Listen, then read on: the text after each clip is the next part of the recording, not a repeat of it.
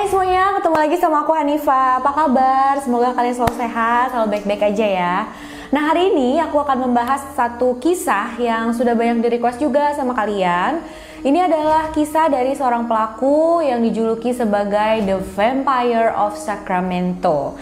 Nah, dari nama julukannya itu, kalian pasti udah bisa mengira ya, kasus ini memang berhubungan sangat erat dengan yang namanya darah. Pelaku meminum darah korbannya. Serem banget ya, karena memang kasus ini menurut aku lumayan bikin puyeng. Dan pas research, cari-cari info tentang kasus ini, aku juga rada mual gitu baca detail-detail kasusnya. Jadi gimana cerita lengkapnya? Langsung aja yuk kita bahas.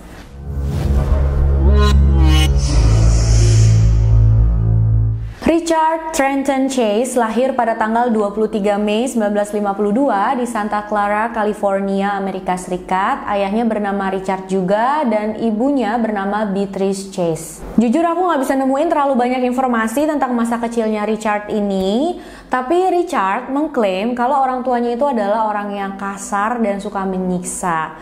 Tapi beberapa tahun kemudian gitu ya, nanti pas setelah dia tertangkap, investigasi dilakukan dan ternyata klaimnya Richard ini adalah bohong. Walaupun memang orang tuanya sangat ketat, terutama ayahnya, dan rumah tangga mereka tuh memang bermasalah, mereka selalu beradu pendapat, bertengkar berhari-hari. Beatrice menuduh suaminya selingkuh, menuduh suaminya ingin membius dan meracuni dia, dan pastinya semua ini bukan gambaran rumah tangga yang bahagia, yang baik, yang mempengaruhi masa kecilnya Richard juga, teman-teman. Akhirnya di tahun 73 mereka memutuskan untuk bercerai. Saat itu Richard berumur 23 tahun. Dan dari info-info yang aku dapat nih, Richard di 8 tahun awal masa hidupnya itu adalah anak yang sangat ceria, normal, mempunyai banyak teman, pintar berbaur, ya pokoknya baik-baik aja lah.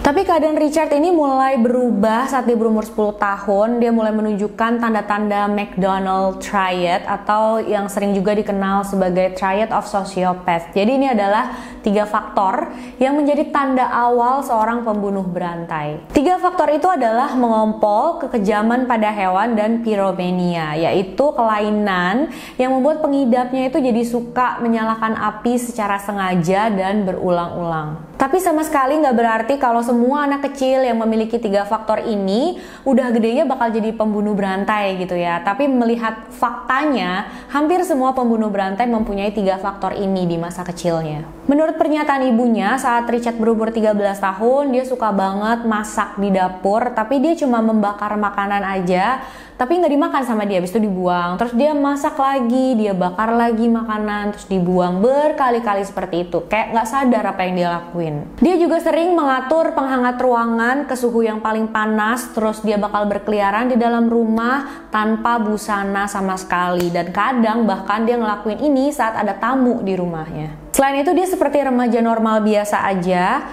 tapi di saat-saat inilah nilai di sekolah itu udah semakin menurun. Dan di umur 15 tahun dia mulai pacaran untuk pertama kalinya. Saat itulah dia mengetahui sesuatu yang sangat penting tentang dirinya, yaitu setiap kali dia mencoba untuk bermesraan sama pacarnya, bagian intimnya itu nggak mau berdiri, teman-teman. Dan ini membuat dia ditinggalin sama pacarnya. Parahnya lagi, rumor tentang kekurangannya dia ini mulai menyebar di sekolahnya, dan pastinya itu hal yang sangat-sangat memalukan ya buat remaja lelaki seusianya. Semenjak itu dia mulai mengkonsumsi obat-obatan, minum minuman keras, dia juga memulai kebiasaannya menyalakan api dengan sengaja dan menyakiti hewan.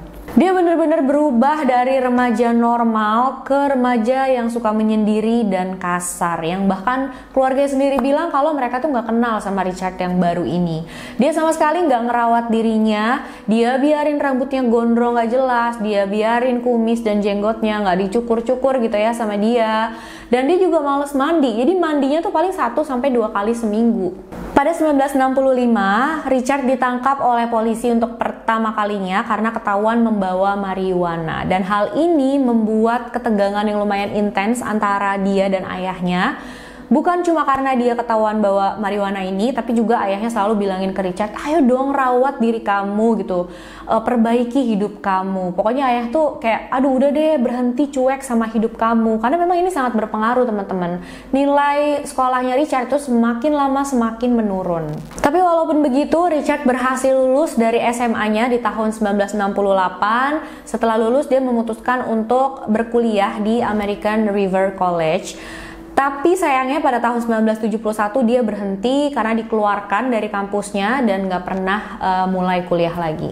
Saat masa-masa kuliahnya itu, Richard juga berkonsultasi dengan psikiater untuk pertama kalinya. Dia membicarakan tentang dirinya yang tidak mampu berereksi. Dia juga sempat bekerja, tapi cuma sebentar-sebentar aja. Dia tuh nggak mampu bertahan di satu pekerjaan dalam waktu lama gitu teman-teman. Karena memang kecanduan obat-obatannya dan juga kesehatan mentalnya yang semakin hari semakin memburuk. Nah, pada tahun 1971, Richard menyewa sebuah rumah, tapi dia bukan sendirian di sana, jadi dia punya 2 orang teman serumah. Dan pada awalnya mereka sebenarnya udah sadar ya, ada sesuatu yang aneh gitu sama Richard. Tapi mereka tetap mau tinggal bareng sama Richard karena mereka pikir, mungkin anak aneh yang kaku aja gitu. Tapi semakin lama Richard menjadi orang yang sangat sulit untuk diajak tinggal bareng. Pertama, karena kebersihannya dia yang sangat buruk, dia tuh benar-benar nggak bisa jaga kebersihan rumah. Badannya yang jarang mandi juga jadi sangat bau. Dan Richard itu sangat paranoid tentang sesuatu tapi nggak tahu apa. Dia tuh sampai pakuin papan gitu ke pintu bagian dalam kamarnya, dipaku biar orang nggak bisa keluar masuk dari sana. Jadi dia sendiri kalau mau keluar masuk kamar itu dia bolongin dinding di belakang lemarinya. Jadi kalau misalkan dia mau keluar, dia buka lemari, masuk, jadi keluar deh dari kamarnya kayak gitu. Karena udah nggak tahan lagi, teman serumahnya Richard itu pun meminta Richard untuk pindah. Tapi tentu aja Richard menolak dan akhirnya 2 teman serumahnya itulah yang pindah dari sana. Richard tetap di situ.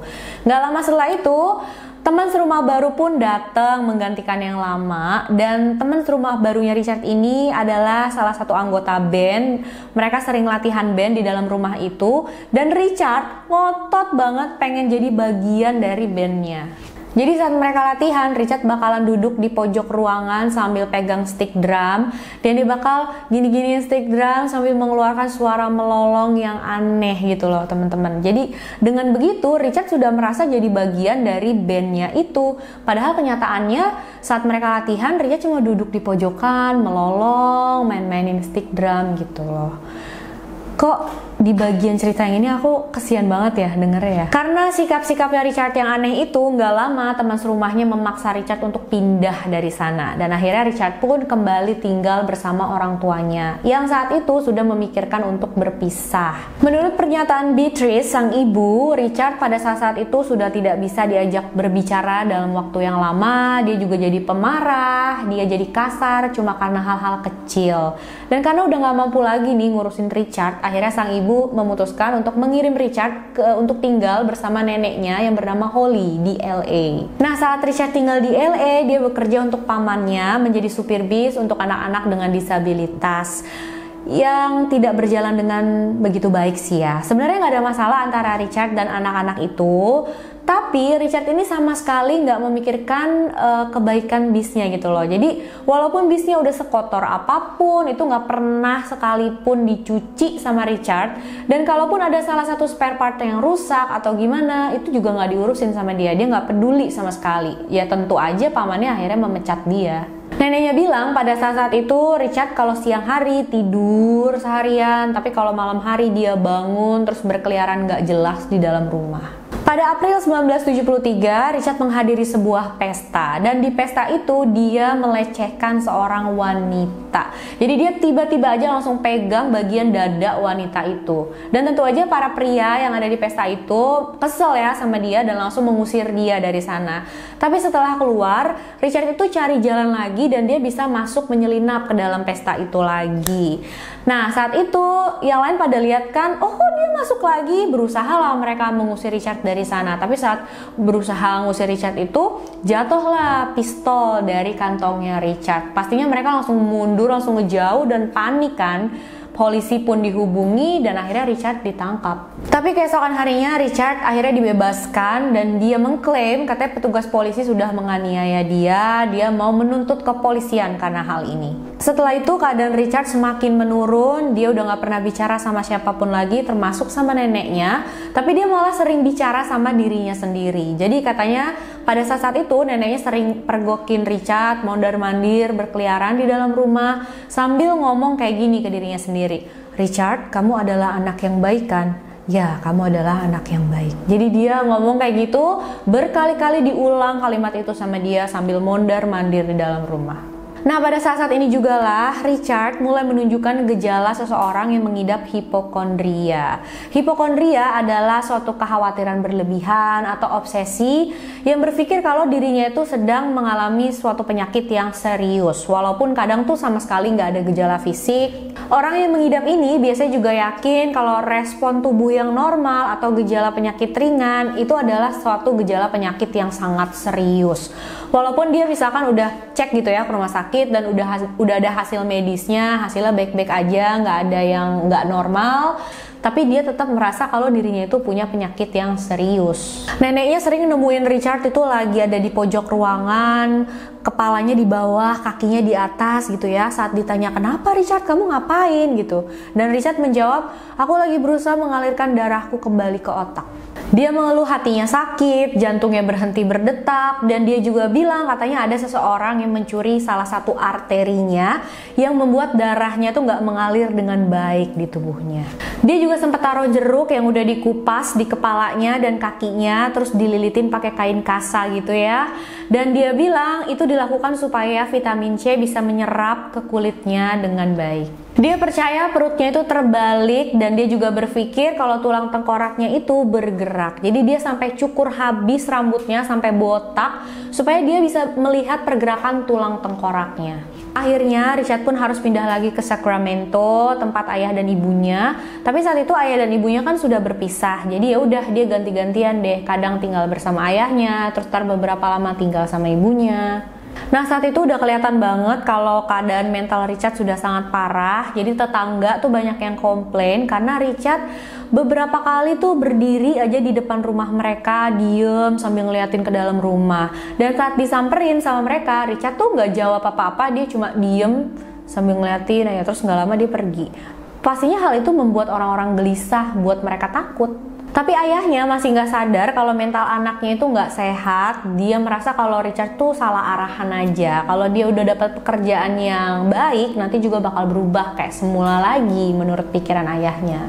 Ibunya pun sama, dia juga nggak ngelakuin apa-apa untuk mengobati kesehatan mental anaknya. Dan Richard itu sempat datang ke ibunya minta tolong sama ibunya. Tapi bukan karena kesehatan mentalnya ya, dia minta tolong karena dia berpikir dirinya itu lagi sekarat. Makanya dia minta sama ibunya, ayo dong bu, bawa aku ke rumah sakit. Akhirnya sang ibu pun bawalah Richard ke rumah sakit. Nah, saat di rumah sakit itu, Richard bilang ke dokternya katanya ada seseorang yang mengambil arterinya dia sampai darah tuh nggak bisa mengalir dengan baik di tubuhnya. Tentu aja dokter yang dengar langsung rada skeptis gitu ya, meragukan pernyataannya Richard ini. Richard saat itu didiagnosis mengidap paranoid skizofrenia akut. Tapi dokter juga menduga itu bisa jadi karena pengaruh obat-obatan yang dia konsumsi. Dokter juga mencatat kalau Richard saat datang itu sangat kotor dan bau. Tapi akhirnya Richard dirilis beberapa hari kemudian karena sang ibu, Beatrice, ngotot banget sama dokter untuk membawa Richard pulang ke rumah. Setelah keluar dari rumah sakit itu, keadaan Richard mulai membaik. Dia minum obat-obatan dari dokter, jadi dia udah mulai menjaga merawat dirinya gitu ya. Dia nafsu makan lagi dan berat badannya bertambah 10 kg. Sebelumnya tuh dia kurus banget teman-teman, dan ini udah mulai kelihatan membaik lah gitu fisiknya. Keadaan Richard membaik selama beberapa tahun sebelum kembali memburuk. Jadi setelah beberapa tahun itu Richard mulai suka ngamuk-ngamuk lagi, dia suka banting-bantingin barang di dalam rumah, dan sang ibu sering banget manggil ayahnya Richard untuk datang dan ngebantu untuk nenangin Richard. Sering banget dia kayak gitu. Jadi Richard pun kebanyakan menghabiskan waktunya bersama ayahnya setelah itu. Pada 1976 saat Richard berumur 26 tahun, dia mulai meminum darah kelinci. Jadi dia tuh bakal beli kelinci, terus dibawa ke basementnya. Di basement itu dia proses lah ya kelincinya, dia proses, diminum darahnya, dimakan dagingnya mentah-mentah. Dan saat ayahnya melihat itu, ayahnya tanya dong sama Richard, "Hey Richard, kamu ngapain sih ini kelinci ditaruh basement gini kok banyak?"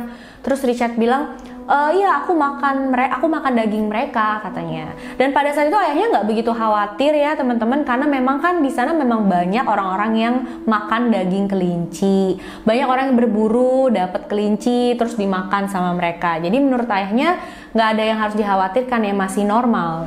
Tapi yang ayahnya nggak tahu, Richard bukan cuma makan daging kelincinya aja, tapi dia juga meminum darah kelinci yang dia beli itu. Nah, dari kebiasaannya yang makan daging hewan mentah-mentah, minum darah kelinci, ini mulai meningkat lagi nih teman-teman. Dia jadi menyuntikkan darah kelinci itu langsung ke pembuluh darahnya, karena menurut dia kayaknya kalau diminum doang tuh darah itu nggak mengalir secara merata gitu ke seluruh pembuluh darahnya, jadi harus disuntikin sama dia. Dan tentu aja hal ini membuat Richard sangat sakit, dia mulai muntah-muntah, badan juga lemes banget, sampai bergerak aja tuh susah. Dan saat sang ayah menemukan Richard dalam keadaan seperti ini, Richard langsung dibawa ke rumah sakit. Tapi kenapa sih Richard merasa dia tuh harus banget meminum dan menyuntikkan darah kelinci itu ke seluruh pembuluh darahnya? Nah, beberapa ahli berpendapat kalau hal ini berhubungan dengan dirinya yang tidak mampu berereksi. Seseorang itu kan bisa berereksi kalau darah di dalam tubuhnya mengalir dengan lancar ke area genitalnya. Tapi Richard tidak bisa, makanya dia berpikir kalau darah di dalam tubuhnya itu kurang dan tidak mengalir dengan baik. Makanya dia merasa harus meminum, nambahin darahnya. Dia merasa harus menyuntikkan ke pembuluh darahnya untuk biar rata gitu loh, biar menuju ke semua organ di tubuhnya. Setelah keadaan fisiknya membaik, akhirnya dia keluar dari rumah sakit dan ditransfer ke rumah sakit jiwa.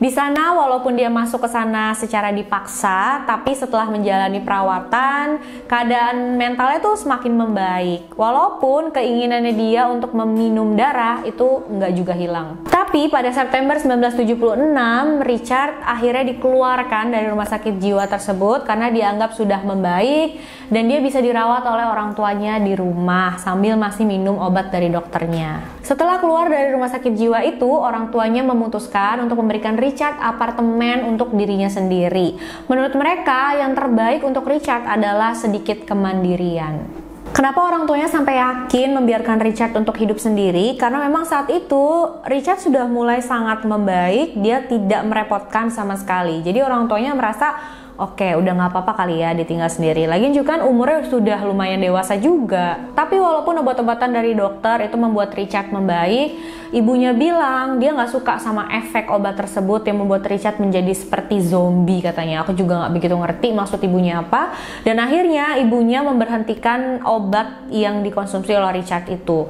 Semenjak itu Richard udah nggak pernah minum obat dari dokter, nggak pernah datang lagi ke psikiater ataupun rumah sakit jiwa. Richard akhirnya tinggal di sebuah apartemen di Washington DC. Jadi beda kota nih sama tempat tinggal orang tuanya. Tetangga dan orang-orang di sekitar apartemennya itu bilang memang ada yang aneh gitu sama Richard. Dia tuh suka berkeliaran sambil nyeret-nyeret makanan di belakangnya dia. Dia juga suka berkeliaran sambil bawa-bawa pistol. Sampai manajer gedung apartemennya tegur dia, bilang untuk Richard, nanti kalau kamu mau keluar bawa senjata, tolong jangan diliatin ke orang-orang seperti itu. Orang-orang jadi takut. Semenjak itu kalau dia bawa senjata keluar, dia bakal bungkus senjatanya pakai handuk kecil. Para tetangga juga bilang mereka sering banget ngelihat Richard bawa anjing ataupun kucing masuk ke dalam apartemennya, tapi mereka nggak pernah ngelihat hewan-hewan itu lagi. Dan di tahun itu Richard membunuh 2 anjing keluarganya, 1 kucing keluarganya di depan mata ibunya sendiri. Abis itu darahnya dilumurin ke bagian lehernya dia. Pada Agustus 76, Richard ditemukan berlumuran darah di sebuah area gurun di Nevada. Jadi dia tuh membawa anjing ke dalam hutan di sekitar situ. Di dalam hutan itu dia membunuh anjing tersebut, meminum darahnya. Tapi ada orang yang mergokin dia dan akhirnya melaporkan hal ini ke polisi. Nah, saat ditangkap, Richard bilang ke petugas kalau darah yang berlumuran di tubuhnya itu adalah darah rusa yang beberapa bulan lalu dia buru dan dia bunuh. Jadi darahnya itu menyerap ke dalam tubuhnya dan pada hari itu keluar lagi dari dalam tubuhnya. Tapi akhirnya Richard dibebaskan karena setelah dites, darah yang ada di sekujur tubuhnya itu adalah benar darah hewan, bukan darah manusia. Dan orang tuanya pun yang datang menjemput Richard saat itu.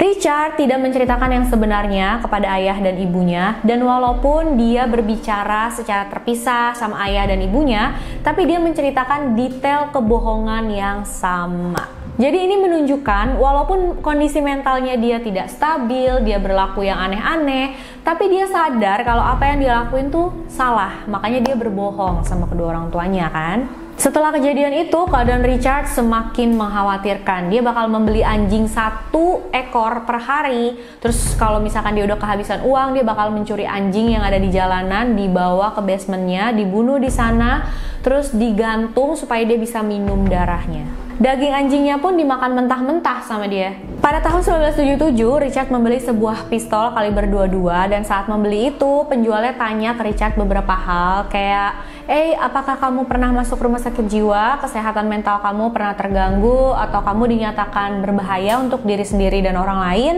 Dan tentu aja Richard menjawab dengan tidak.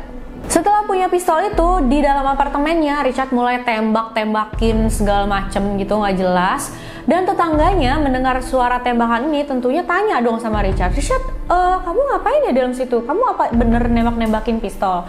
Dan Richard menjawab, enggak, itu aku setel TV katanya. Jadi itu suara tembakan yang ada di film yang dia setel di TV. Pada pertengahan bulan Desember sesuatu yang aneh terjadi. Richard tiba-tiba merawat dirinya, dia potong rambut biar rapi, dia cukur jenggot dan kumisnya. Dia mulai mandi secara rutin, setiap hari dia mandi. Terus dia bilang ke keluarga kalau dia pengen cari pekerjaan yang benar, dia pengen bekerja dengan baik gitu loh. Nah, pada satu pernyataan Richard sempat ngomong dia melakukan semua ini karena takut ibunya marah sama dia dan dia tidak diizinkan untuk datang ke acara Natal keluarga. Keluarga tentu aja memperhatikan perubahan besar pada Richard ini dan mereka berasa kayak Richard tuh sedang menyiapkan sesuatu gitu. Pada Kamis 29 Desember 77, sekitar jam setengah 9 malam, seorang pria bernama Ambrose Griffin, 51 tahun, dan istrinya yang bernama Carol baru aja pulang dari supermarket. Saat sampai di rumah, mereka parkir mobil di depan rumahnya, lalu mengambil kantong belanja dari bagasi, mereka pindahin ke dapur gitu ya. Nah, pada saat mereka lagi pindah-pindahin kantong belanja ini, Ambrose tuh lagi keluar untuk ambil kantong belanja terakhir dari bagasinya. Tiba-tiba aja Richard Chase lewat sambil nyetir mobil. Dia turunin kaca mobilnya, keluarin senjatanya dan menembak Ambrose Griffin. Istri dan menantunya melihat Ambrose tiba-tiba jatuh gitu ya. Mereka pun menghampiri Ambrose, menolong Ambrose. Tapi saat itu karena mereka nggak mendengar suara tembakan, terus nggak ada darah banyak juga dari tubuhnya Ambrose, mereka berpikir kalau Ambrose Griffin terkena serangan jantung.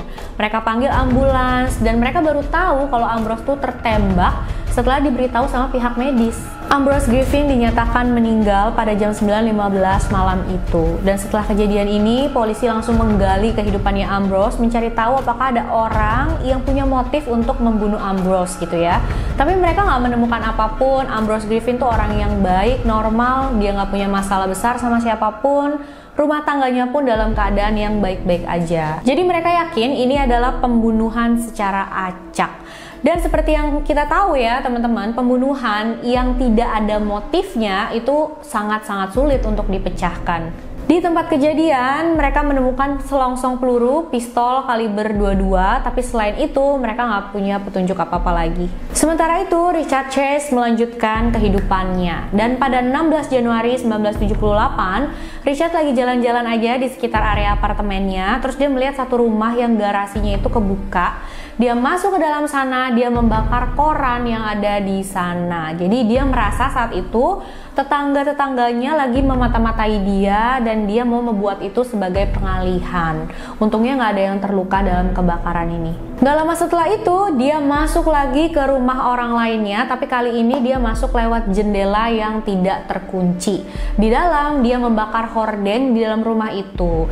Dan dia nggak tertangkap atas dua aksinya ini. Pada 23 Januari 78, aksi Richard meningkat menjadi sesuatu yang lebih parah. Jadi Jadi dia sedang berkeliaran gitu ya di sekitar apartemennya. Dia melihat satu rumah yang tidak ada mobil di depannya. Jadi dia berpikir itu rumah kosong, penghuninya lagi pergi. Dia pun membobol masuk lewat pintu belakang. Tapi ternyata di dalam rumah itu ada orangnya. Seorang wanita bernama Jean Layton sedang menonton TV, dan saat dia lihat Richard, dia pun langsung teriak sekencang-kencangnya. Mendengar teriakan wanita ini, Richard akhirnya kabur, dia melarikan diri. Richard masuk ke rumah lainnya lagi, yaitu kediaman keluarga Edwards. Jadi saat itu keluarga Edwards lagi pergi semuanya, rumah itu kosong. Richard masuk melalui jendela yang gak terkunci. Di dalam dia mengambil uang cash dan beberapa barang berharga yang bisa dia ambil. Dan dia juga sempat mengencingi lemari yang penuh dengan baju. Tapi saat Richard belum selesai beraksi, keluarga Edwards ternyata udah pulang nih. Dan saat mereka melihat Richard, mereka teriak juga kan. Richard pun langsung cepet-cepet pergi melarikan diri. Nggak ketangkep lagi dia. Setelah itu Richard pulang ke apartemennya, dia ganti baju, dia pakai jaket parka warna oranye terang, dan baunya saat itu bau badannya tuh benar-benar menyengat. Jadi memang mudah banget dikenali ya. Pakai jaket berwarna oranye terang, terus bau badannya juga sangat menyengat. Nah, Richard pergi ke sebuah minimarket dan di sana dia bertemu dengan teman SMA-nya dulu yang bernama Nancy West. Dia samperin si Nancy ini, diajak ngobrol sama dia, tapi Nancy sebenarnya kayak, aduh aku kan nggak begitu deket, nggak gitu kenal ya sama kamu. Jadi Nancy juga sedikit nggak nyaman karena juga bau badan Richard yang menyengat itu juga kan.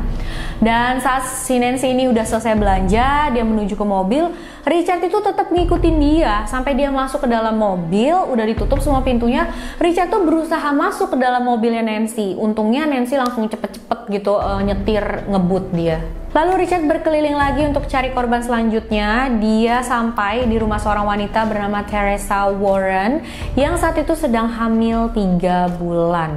Teresa lagi bersihin rumah saat Richard tiba-tiba masuk lewat pintu depan yang tidak terkunci, dan dia langsung menembak Teresa saat itu juga hingga tewas menggunakan pistol kaliber 22 miliknya. Lalu menggunakan sarung tangan karet, Richard pun menyeret jasad Teresa ke dalam kamar. Nah, di sini juga terlihat ya teman-teman, Richard itu sadar kalau apa yang dia lakuin salah, makanya dia pakai sarung tangan karet supaya sidik jarinya nggak bisa terlacak. Di dalam kamar, Richard membuka semua pakaian Teresa, dia memperkosa jasadnya, dan menggunakan pisau yang dia temukan di dapur, dia memutilasi jasad Teresa. Dia mengobrak-abrik isi perut Teresa, dan dia juga menuang darahnya Teresa itu ke dalam cangkir terus diminum sama dia. Setelah itu dia ke dapur membersihkan pisaunya dan meletakkan pisau itu di tempat semula. Lalu dia pergi dari sana dan pulang ke apartemennya. Jasad Teresa ditemukan oleh suaminya yang bernama David malam itu dalam keadaan yang sangat mengenaskan. Nggak kebayang ya teman-teman, menemukan istri sendiri dalam keadaan yang sangat mengenaskan seperti itu. Pasti benar-benar traumatis banget sih. Pada awalnya polisi sempat mencurigai David karena kan seperti yang kalian tahu, pasti polisi menyelidiki orang-orang terdekat korban dulu. Tapi dengan cepat mereka sadar kalau David tidak mungkin pelakunya. 27 Januari 1978, Richard masuk ke rumah seorang wanita bernama Evelyn Miroth. Dia tinggal di rumah itu bersama kedua anaknya, Vernon 13 tahun dan Jason 6 tahun. Dan Evelyn ini juga punya pacar yang bernama Daniel, yang kebetulan hari itu Daniel lagi berkunjung ke rumahnya. Evelyn hari itu lagi nggak bekerja, tapi dia sedang menjaga keponakannya yang masih berumur 22 bulan yang bernama David Ferreira. Dan anaknya yang bernama Vernon yang berumur 13 tahun itu juga lagi nggak ada di rumah. Nah, sekitar jam setengah 9 pagi, tetangganya Evelyn datang ke rumahnya, terus tanya ke Evelyn, "Hey, aku sama anak-anak mau ke gunung deket sini, mau main salju nih. Si Jason mau ikut nggak? Kalau mau ikut, ayo," gitu loh. Dan si Evelyn bilang, "Oh iya mau, dia mau ikut," katanya. "Ya udah, kasih aku waktu ya sebentar, aku siapin barang-barangnya Jason dulu. Terus Jason juga nggak punya sepatu salju, jadi aku mau beliin dia dulu. Nanti aku bakal anterin Jason ke rumah kamu," kata Evelyn. Dan tetangga bilang, "Oh oke, aku tunggu ya di rumah." Tapi sampai lebih dari jam 10 pagi, Evelyn dan Jason tidak datang-datang juga ke rumah tetangganya itu. Richard Chase masuk ke dalam rumah Evelyn melalui pintu garasinya yang tidak terkunci. Setelah masuk, dia ketemu sama Evelyn dan Evelyn langsung ditembak hingga tewas oleh Richard. Dia memperlakukan jasad Evelyn sama seperti dia memperlakukan jasad Teresa, tapi Evelyn lehernya itu juga disayat-sayat sama Richard dan mata kanannya juga dikeluarkan sama dia. Richard juga membunuh pacar Evelyn yang bernama Daniel tadi dan juga anaknya yang berumur 6 tahun yang bernama Jason. Keponakan Evelyn yang bernama David juga dibunuh sama Richard, bahkan Richard meminum darah bayi kecil ini. Lalu hampir jam 11 siang, Evelyn dan Jason nggak datang-datang juga nih ke rumah tetangganya. Akhirnya tetangganya berpikir, aduh kenapa nih kok belum pada datang? Udah deh, dia suruh anaknya nih salah satu datang ke rumah Evelyn untuk cek. Dan pada saat anaknya datang ke sana, dia ketuk-ketuk pintu rumah Evelyn. Dan saat itu Richard masih ada di dalam rumah loh teman-teman. Tapi untungnya Richard memutuskan untuk pergi, dia melarikan diri. Padahal dia bisa aja ya kalau buka pintu, tarik itu anak ke dalam rumah dan dia bunuh juga. Tapi dia memutuskan untuk melarikan diri, jadi anak ini nggak terluka. Richard pergi membawa jasad David, keponakannya Evelyn tadi, dan dia juga membawa mobil merah milik Daniel. Horor di dalam rumah Evelyn ini ditemukan oleh tetangganya pada hari itu yang langsung laporin hal ini ke polisi. Polisi segera datang ke sana. Setelah melihat tempat kejadian, mereka langsung menghubungkan pembunuhan ini dengan pembunuhan pada Teresa karena memang MO-nya tuh sama banget, mirip, dan lokasinya juga nggak berjauhan. Nggak ada satupun tetangga melihat sesuatu yang berhubungan langsung dengan pembunuhan ini, tapi mereka bilang mereka melihat seorang pria berkulit putih yang berantakan, rambutnya gondrong, umurnya sekitar pertengahan 20-an, berkeliaran aja nggak jelas di area situ. Dan mereka melihat pria ini bukan di hari kejadian aja, tapi juga sudah beberapa hari sebelum kejadian ini. Pastinya polisi langsung menyelidiki hal ini lebih dalam, tapi masalahnya deskripsi yang mereka berikan itu benar-benar umum banget ya teman-teman, kulit putih, rambut gondrong, pertengahan 20-an. Hampir semua pria pertengahan 20-an ya rambutnya dulu tuh lagi gondrong-gondrong gitu semua. Sama sekali nggak spesifik, jadi memang rada susah untuk polisi bisa menemukan orang yang dimaksud. Dan Richard ini dia cukup pintar memakai sarung tangan karet saat melakukan kejahatannya, tapi dia nggak cukup pintar karena dia hanya melakukan kejahatannya di radius 3 km dari area apartemennya aja. Sementara polisi terus melakukan penyelidikan, Richard di apartemennya meneruskan melakukan mutilasi pada baby David. Gila, sadis banget ya. Kepolisian saat itu berhasil menyimpulkan profil pelaku. Jadi mereka berasumsi kalau pelakunya itu adalah pria berkulit putih. Karena pada saat tahun 70-an itu orang-orang masih sangat rasis, teman-teman. Jadi kalau misalkan ada orang dengan ras lain berkeliaran di area situ, pasti sangat mencolok. Tapi nggak ada satupun saksi yang bilang seperti itu. Mereka juga menduga kalau pelaku mempunyai masalah mental dilihat dari kekejaman dan hal-hal aneh yang dia lakukan pada korbannya. Kemungkinan besar adalah skizofrenia karena kejahatannya yang sangat berantakan, tidak teratur, tidak terencana. Juga bahwa pelaku kemungkinan besar tinggal sendiri karena orang dengan keadaan mental seperti ini nggak akan sanggup tinggal bersama orang lain satu rumah gitu ya. Dia juga tidak menikah, tidak punya anak, dan pengangguran. Karena pembunuhan ini terjadi pada jam-jam seharusnya orang bekerja. Nah, pada saat investigasi, polisi mendapat laporan dari Nancy West. Tentunya kalian masih inget ya, Nancy West itu yang tadi ketemu di minimarket sama Richard Chase. Jadi bapaknya Nancy itu ternyata mantan anggota polisi. Dan Nancy cerita sama bapaknya tentang pertemuan dia dengan Richard Chase di minimarket. Bapaknya Nancy ini langsung bilang, ya udah sana kamu coba telepon polisi deh, ceritain apa yang kamu alami gitu. Akhirnya Nancy pun telepon polisi. Dia bilang, halo pak, mungkin ini nggak ada hubungannya, mungkin bukan apa-apa, tapi aku pengen cerita aja nih pengalaman aneh aku saat bertemu teman SMA aku di area sini yang bernama Richard Chase. Untungnya polisi yang menangani kasus ini tidak menyepelekan laporan dari Nancy ini. Dia menindaklanjuti, dia mendengarkan apa yang Nancy ceritakan, dan akhirnya mereka pun mendapatkan titik terang karena hal ini. Dan memang tim polisi yang menangani kasus ini kerjanya benar-benar bagus teman-teman. Walaupun mereka itu polisi baru yang masih muda, tapi mereka melakukan pekerjaannya dengan sangat teliti dan sangat gigih. Polisi akhirnya mengecek nama Richard Chase di sistem mereka, dan mereka melihat riwayat kejahatannya Richard Chase ini. Dia pernah ditangkap karena marijuana, dia pernah ditangkap karena melarikan diri dari rumah sakit jiwa, karena ditemukan di sebuah gurun berlumuran darah, dan juga ada satu insiden yang melibatkan pistol kaliber 22. Saat mereka lihat fotonya Richard, itu mirip banget dengan deskripsi yang diberikan para saksi. Jadi mereka berpikir, aduh ini kebetulan yang sangat aneh aneh, nggak mungkin nggak ada hubungannya, pasti ada hubungan nih, entah apa gitu ya. Akhirnya mereka pun mendatangi apartemennya Richard. Saat sampai di sana, dia ketuk-ketuk pintu apartemen Richard, tapi nggak ada jawaban, nggak dibukain sama Richard. Terus kata manajer gedung apartemen Richard ke polisi, dia bilang gini, itu emang udah biasa Pak, kalau Richard mah kayak gitu ya. Karena kalau ibunya datang aja, dia itu nggak bukain pintu, dia cuma ngobrol sama ibunya dari lubang pintu yang ada di sana. Akhirnya polisi pun ke office manager itu pinjem teleponnya, dia telepon ke apartemen Richard dan ternyata diangkat nih sama Richard. Nah saat itu polisi tahu ya, ternyata Richard memang ada di dalam apartemen. Akhirnya mereka pura-pura pergi, padahal mereka ngumpet nungguin Richard keluar dari apartemen. Dan bener aja, nggak lama kemudian Richard keluar dari apartemennya membawa kardus gitu.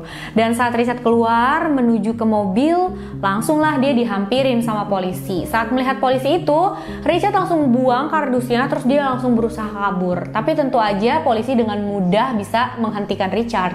Di dalam kardus itu berisi kain yang penuh dengan darah, terus juga ada bagian dari otak manusia yang ada di dalam sebuah amplop dan peniti popok milik baby David. Sementara Richard ditangkap dan dibawa ke kantor polisi, beberapa petugas memeriksa apartemennya. Dan di dalam apartemennya Richard itu, mereka yang paling mengganggu mereka gitu adalah baunya. Jadi mereka bilang bau di dalam apartemen Richard itu adalah bau kematian dan pembusukan.